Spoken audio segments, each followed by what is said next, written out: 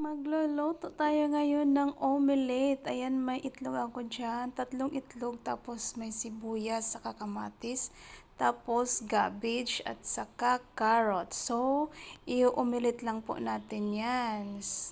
Ayan o. To, ayan, may nakasalang na ako na kawali. Pinapainit ko na. So, maya-maya isasalang na natin.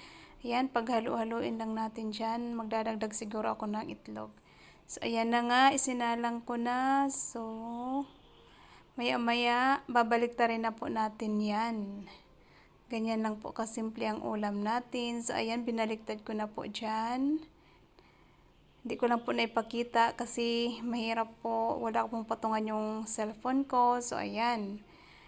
Nabaliktad ko na. So, antayin na lang natin na maluto din. So, ayan na. Luto na siya.